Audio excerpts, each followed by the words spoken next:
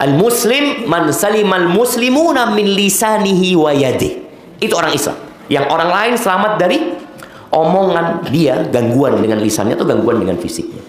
Dan Nabi alaihi salatu wassalam bersabda, "Man kana yu'minu billahi wal yaumil akhir falyaqul khairan aw liyasmut."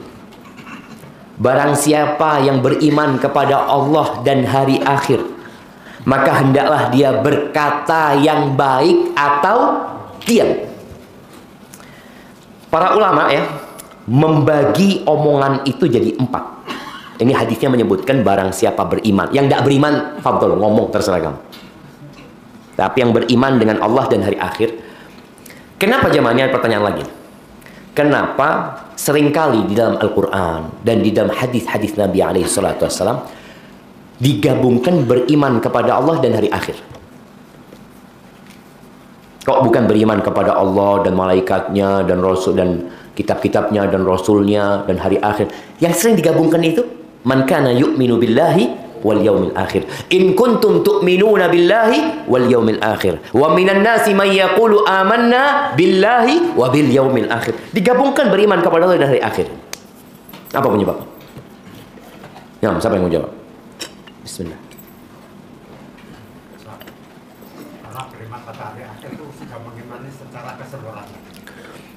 Karena beriman dengan hari akhir itu mewakili keimanan kepada semuanya.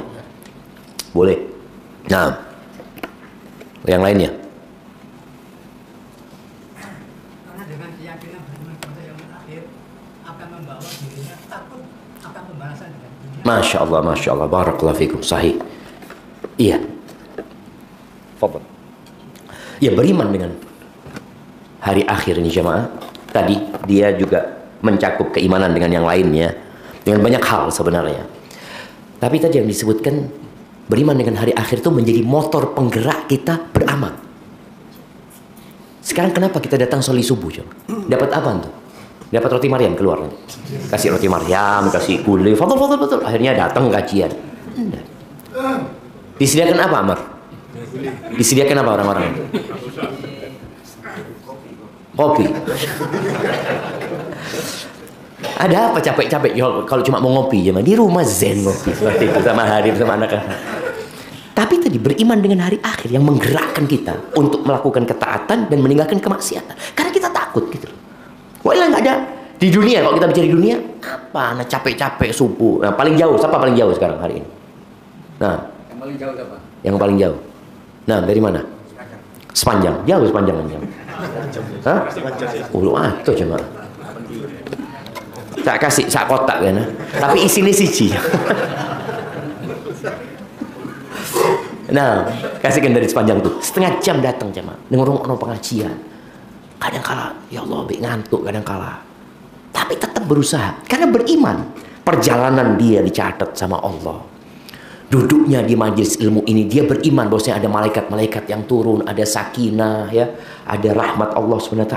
Dia beriman akan mendapatkan balasan dari apa yang dia kerjakan. Orang yang menghafal Quran.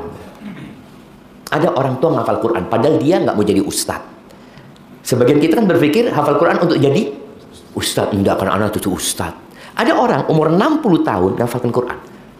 Dan alhamdulillah umur 63 dia hafal Quran. Emak-emak aja hafal Quran.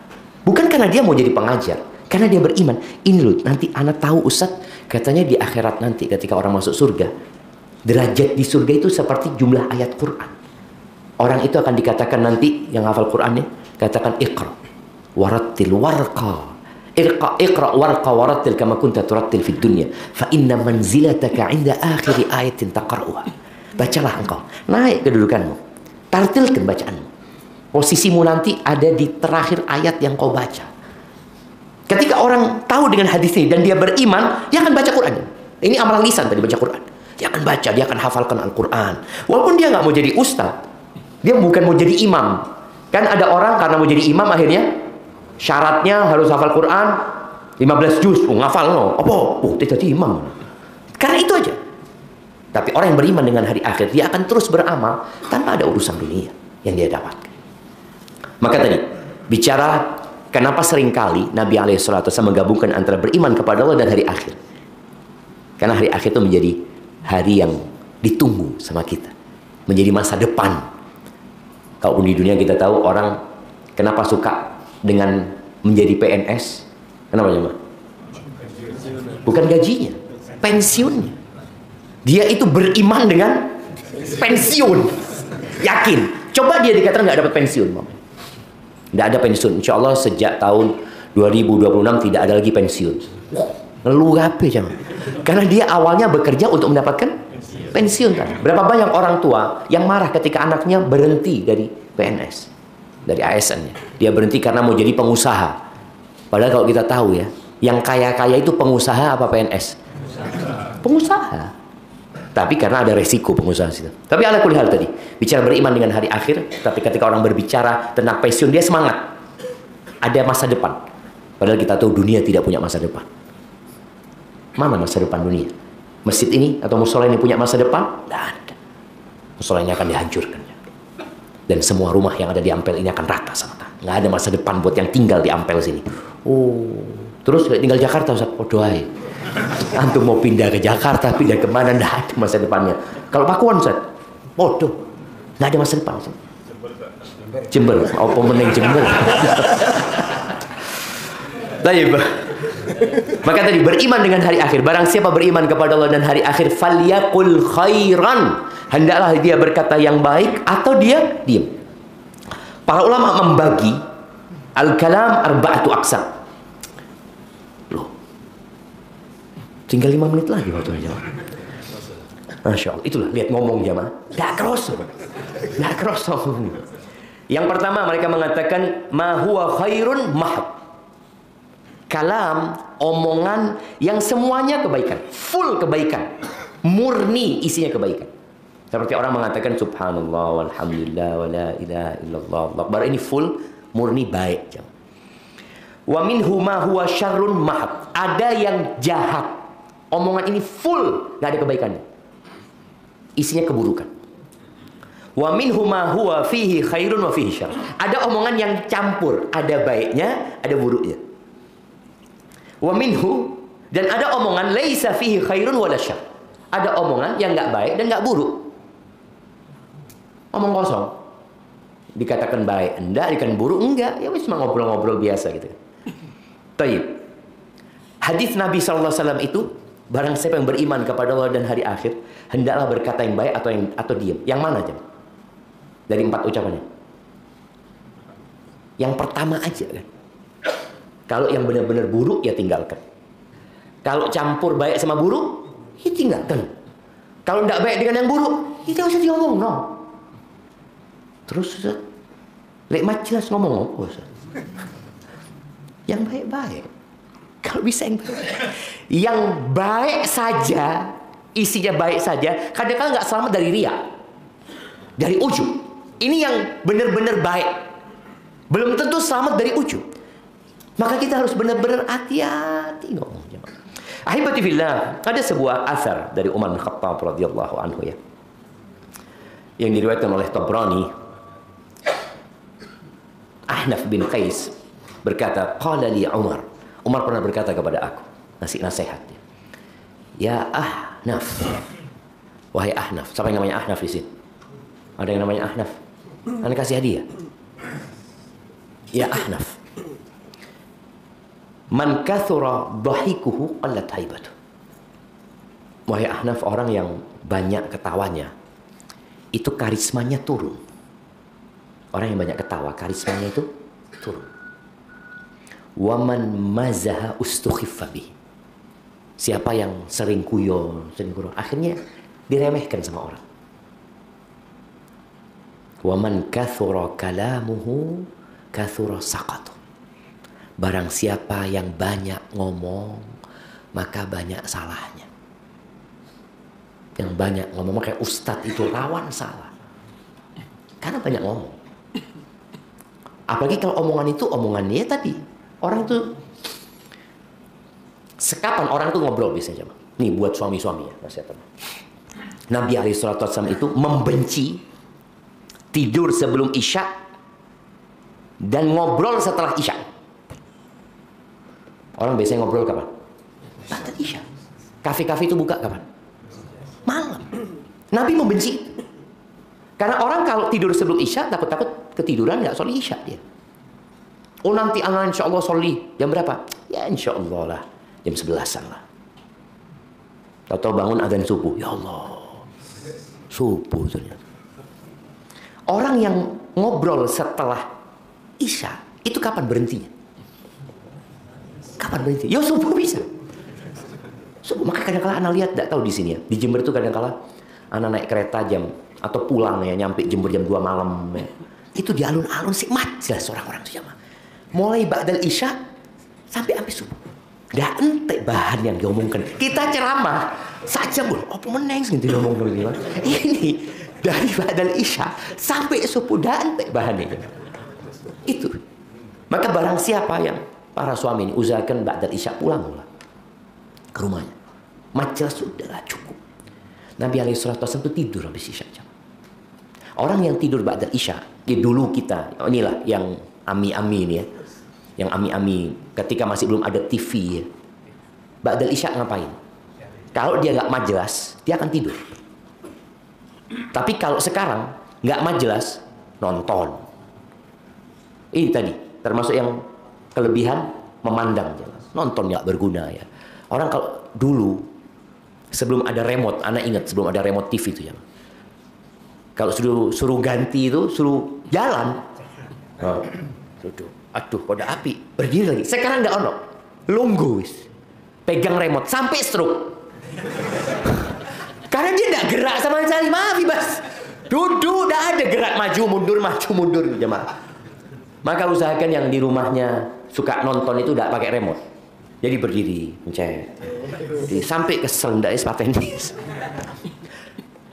Maka tadi usahakan para suami ini ba'dal Isya jangan ngobrol. Kalau ada kerjaan selesaikan pekerjaan. Tapi kalau sudah ngobrol nggak ada habisnya jemaah. Nggak ada habisnya.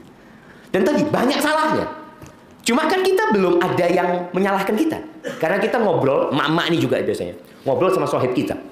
Ya nggak ada orang lain. Kan cuma kita berdua. Ngobrolin fulan, riba mungkin ya. Nggak kelihatan salahnya. Tapi terus dicatat di malaikat. Terus dicatat. Terus 2 jam untuk ngobrol. Kira-kira berapa salahnya itu? Banyak salah. Oh enggak Ustaz, anak isinya dari tadi ngobrol sama fulan. Qala Allah, qala Rasul. Ini qala Allah, qala Rasul. Wa man kathura saqatuhu qalla haya'uhu. Akhirnya orang kalau banyak salah, rasa malunya itu berkurang. Akhirnya ngomongin enggak. Ya, lupa dia dengan posisi dia. Malunya hilang. Wa man qalla haya'uhu qalla wara'uhu. Barang siapa yang rasa malunya berkurang, maka waroknya akan berkurang. Warok itu meninggalkan sesuatu yang tidak berguna di dunia sebenarnya. Akan berkurang. Karena dia tadi banyak ngomong tadi. Akhirnya dia banyak melakukan hal-hal yang nggak berguna. Lah buat dunia, wala buat akhirat. Buat dunianya nggak ada manfaatnya. Cuma kesenangan hatinya. Kita itu ngobrolin orang jamaah. Seneng jamaah. Enak. Ada lazah ya, ada kelezatan.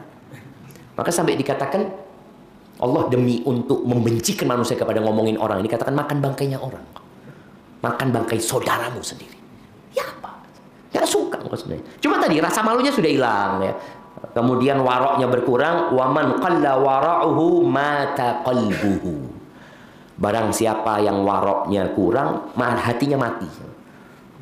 Sudah, dia berbuat hanya untuk menurutin hawa nafsunya. Barakallahu fiik. Setelah terakhir ada nasihat dari Uqbah bin Am, bukan dari Uqbah, dari Nabi Muhammad SAW ya. Uqbah ini pernah datang kepada Nabi SAW. Dia mengatakan, ya Rasulullah, man najah. Ya Rasul, kasih tahu aku kunci keselamatan, tips-tips supaya selamat. Ini 1446 tahun yang lalu kira-kira. Kata Nabi SAW, amsik alaika lisanak. Jagalah lisan, tahan lisan. Yang kedua, wal yasa'ka baituka. Cukuplah dengan rumahmu. Cukup dengan rumah, urusi rumah tangga orang sudah. Fokus dengan rumah tanggamu. Engkau tinggal di rumahmu juga, jangan suka keluaran. Banyak fitnah di luar. Walaupun sekarang fitnah ini sudah masuk ke rumah. Makanya kalau masuk rumah pun tinggalkanlah. Tinggalkan handphone. Cukuplah engkau hidup dengan rumahmu. Ridho dengan apa yang Allah berikan kepadamu. Nggak usah ngelihat tonggo, nggak usah ngelihat fulan. Waliyasa'ka baituka. Yang terakhir, wabki ala khati'atika. Nangislah terhadap dosa-dosamu. Urusono awakmu dewe. Barakallahu fiik, itu yang dapat Anda sampaikan, kurang lebihnya mohon maaf. Mungkin ada sedikit waktu untuk tanya jawab. Barakallahu fiikum. Nah, tafadhal. Ucapan ini tidak mengandung riya. Karena katanya baca salawat sama sekali tidak mengandung riya. Riya, adakah ucapan yang tidak mengandung riya? Riya itu amalan hati. Jadi bukan amalan lisan, riya itu. Jadi kalau dikatakan sholawat tidak mengandung riya, ya tergantung hati orang itu. Karena riya itu keinginan untuk dilihat sama orang, seperti itu. Apapun yang dia baca, mau sholawat, mau baca Quran, semuanya ada potensi untuk riya. Jadi kita bersolat Allahumma sholli wa sallim ala Muhammad, apakah nggak ada riya? Ya, tergantung hati orang ini. Boleh jadi dia kepingin dilihat, oh ini orang sholawat tok gitu. Enggak, tetap semua amalan itu berpotensi riya, karena riya itu amalan hati gitu. Dia ingin dilihat. Barakallahu fikum. Nah, ghibah. Nah,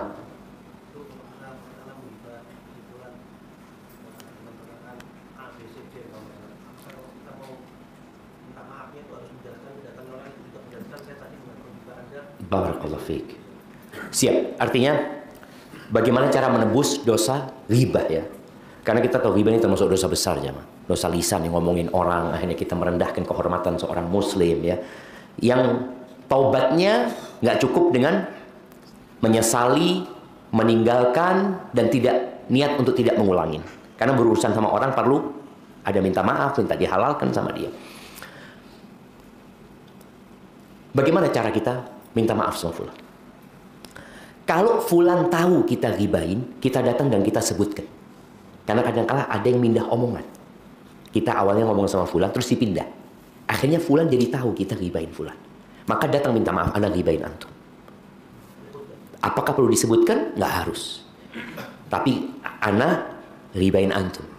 Karena dia tahu, dia tahu sudah kita ghibahin dia, maka kita minta maaf sama dia. Nggak perlu nyebutkan tentang ini, nggak perlu. Karena hanya akan menambah sakit hati dia. Kalau dia nggak tahu, jangan sebutkan. Datang aja minta maaf, minta maaf ya, kayaknya anak punya banyak salah sama antum ya, barakallahu fiik. Soalnya kalau kita ngomong anak pernah ghibahin antum, hubungan yang awalnya baik jadi rusak. Maka tetap kita minta maaf tanpa menyebutkan anak ghibahin antum. Tapi kalau kita ngambil barangnya dia, balik no. Ojo anak itu sone be antum ya, padahal kita itu harus balik no gitu. Barakallahu fiikum. Nah. Yang tanya Usman Sama. Masya Allah, barakallahu fiikum.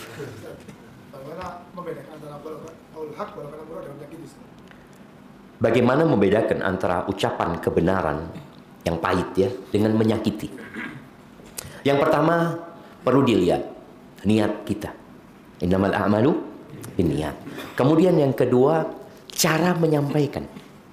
Karena ada orang menyampaikan kebenaran nyakiti. Padahal dia bisa dengan cara yang santun seperti itu ya. Umpamanya ngasih tahu orang nih, anak akan sampaikan kebenaran, fulan berbuat salah di depan orang lain. Itu menyakiti. Padahal ucapannya hak. Tapi karena tata caranya tidak santun, tidak hikmah, engkau tidak mengatakan kebenaran. Atau tetap dia mengatakan kebenaran, tapi caranya nggak benar gitu loh. Al-Imam Syafi'i mengatakannya, ta'ammaddi binushika fin firadin wa jannibni nasiha fil jamaah. Kata Imam Syafi'i, ini Imam Syafi'i sekelas Imam Syafi'i. Engkau kalau mau ngasih nasihat ana, tolong ketika ana sendirian. Hindari ngasih nasihat ana di depan jamaah, depan orang. Fa innan nusha bainan nasi nau'un minat taubihi la ardut simaa. Karena engkau kalau ngasih nasihat kepada ana di depan orang, itu pelecehan. Itu pelecehan dan aku nggak mau denger gitu loh. Maka tadi ketika engkau ingin mengatakan kebenaran, tata caranya harus benar, niatnya harus baik. Itu kita bisa membedakan. Walaupun kalau kita ngasih tahu orang, rata-rata orang itu kalau dikasih tahu ya sakit hati gitu loh. Tapi kalau cara kita baik, paling enggak dia tahu kalau ana ini sayang sama antum. Boleh jadi kita ngomongnya seperti Nabi alaihissalam waktu mau ngasih nasihat Mu'ad bin Jabal ya. Beliau mengatakan, wallahi ya Mu'ad ini uhibbuk. Demi Allah aku cinta sama kau Mu'ad. Engkau amalkan ini ya. Kasih nasihat. Sama Abu Dzar. Abu Dzar ini sahabat Nabi yang memiliki kelemahan. Maka Nabi alaihissalam mengatakan kepada Abu Dzar, ya Abu Dzar, wallahi ini uhibbuk. Wahai Abu Dzar, aku cinta sama engkau. Jangan pernah engkau menjadi pemimpin. Walaupun kepada dua orang. Jangan mau. Itu karena tahu engkau nanti bermasalah gitu. Maka kita pun Ya tadi jangan di depan orang ngasih nasihatnya, antara kita sama dia. Jadi ucapan kebenaran kalau caranya benar, niatnya baik, insya Allah jadi baik. Barakallahu fikum. Nah, ya. Allahumma salli wa sallim ala nabiyina. Kurang dari 3 hari. Ya ini banyak ditanyakan ya. Al-Imam An-Nawawi membahas hal itu ya dalam kitabnya Tibyan, dan juga kalau nggak salah Ibnu Rajab dalam kitabnya Lataiful Ma'arif ya. Mereka menyebutkan bahwa larangan Nabi SAW, larangan kalau selalu sepanjang tahun gitu loh. Tapi kalau di momentum-momentum tersendiri di mana ada fadilah di sana dan tidak terus-terusan, maka nggak masalah. Kenapa? Karena terbukti para ulama ngamalkan seperti itu. Tapi jangan tiap hari kita hatam, ya enggak. Kita kalau bisa ya paling cepat 3 kali atau 3 hari sekali ya kita hatam di hari-hari biasa. Tapi di momentum yang sangat mulia, yang biasanya memang orang itu akhirnya tidak bekerja, dia fokus cuma dengan Quran, seperti orang itikaf. Ya wis, nggak ngapa-ngapain dia, ya fokus baca Quran seperti itu. Barakallahu fikum. Nah, Tetap tadi membahas tentang masalah membandingkan. iya. Apakah termasuk membandingkan kalau kita menasihati keluarga dengan mengambil kisah-kisah para nabi, para sahabat? Karena kadang-kadang mereka mengatakan, membandingkan itu kan sahabat, gimana? Iya, jadi bahasa membandingkan itu tergantung bagaimana kita menyampaikannya. Kalau kita cerita tentang para sahabat Nabi, cerita para nabi seperti itu, dan Allah menyuruh kita faksusil, ceritakan cerita itu. Di situ ada pelajaran, bukan membandingkan. Bahasanya itu bukan membandingkan, karena nggak mungkin dibandingkan sama Nabi Muhammad SAW, dibandingkan sama Abu Bakar. Kalau orang tuanya, awakmu itu kok iso kayak Abu Bakar, ya salah orang tuanya. Tapi kalau kita cerita tentang Abu Bakar kepada anak kita, cerita biar dia menyimpulkan, bukan kita membandingkan dia sama Abu Bakar. Jadi tata cara menceritakannya, umpamanya kita cerita tentang Bilal bin Rabah ya. Bilal bin Rabah, Masya Allah, nak, Bilal bin Rabah itu setiap kali batal wudhu dia akan berwudhu ya, kemudian dia akan sholat. Masya Allah, sudah kayak gitu ceritanya. Tapi kalau kita mengatakan engkau itu harus kayak Bilal, nak, lu sopo, aku sopo Bilal, Pak. Maka itu cara menyampaikannya saja. Barakallahu fikum. Nah, Definisi riba itu menyebutkan dengan nama atau tidak menyebutkan? oke, definisi riba itu menyebutkan dengan nama atau tidak.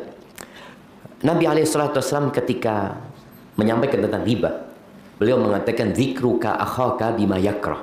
Engkau menyebutkan tentang saudaramu apa yang dia tidak sukai, itu riba. Sesuatu yang ada pada dia dan dia nggak suka diomongin hal itu riba. Baik, berarti akhaka, saudaramu, orang itu diketahui nama atau inisial. Kita ngomong sama fulan, Syuf ya, anak ini mau cerita, anak nggak mau sebut nama, anak nggak mau sebut nama, tapi antum tahu semua kan? Itu, ya bodoh aja, nggak sebut nama tapi semuanya tahu, itu riba. Tapi kalau kita nyebutkan kepada Syuf, ada fulan, mereka nggak tahu. Kita menyebutkan ini hanya untuk diambil pelajarannya, itu nggak masalah. Tapi kalau kita sudah orang-orang yang diajak ngomong tahu yang kita akan bicarakan, jangan. Itu jadi yang riba, walaupun nggak nyebut nama ya, nggak nyebut nama. Barakallahu fikum. Nah, tentang amalan hati,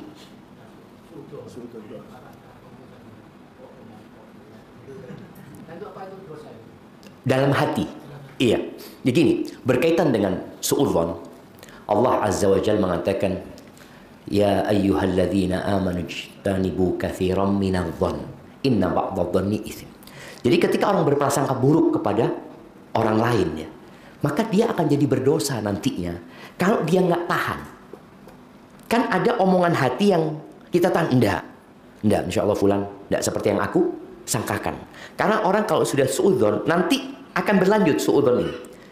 Allah Azza wa Jalla ketika mengatakan ya ayyuhalladzina amanu ijtanibu katsiran minadh-dhonni inna ba'dadh-dhonni itsm wa la tajassasu wa la yaghtab ba'dukum ba'dha. Biasanya dari suudzon itu kalau kita ikutin dengan mencari tahu, coba ya kolek taruh ya.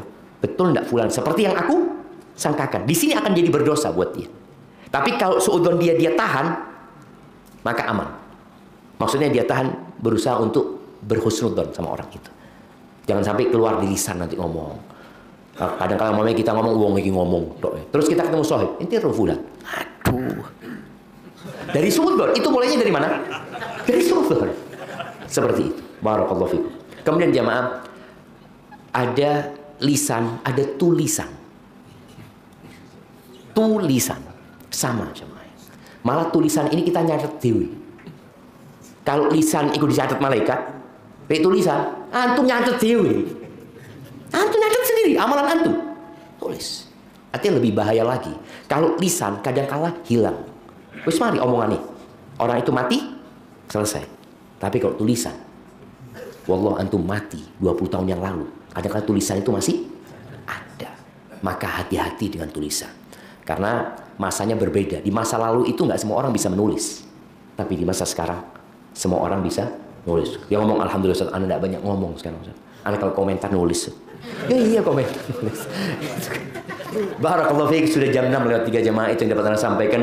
Kurang lebihnya mohon maaf, yang benar dari Allah Azza wa Jal, yang salah dari diri Anda pribadi. Allah dan Rasulullah terbebaskan dari kesalahan itu. Subhanakallahumma bihamdika asyhadu an la ilaha illa anta astaghfiruka wa atubu ilaik. Assalamualaikum warahmatullahi wabarakatuh.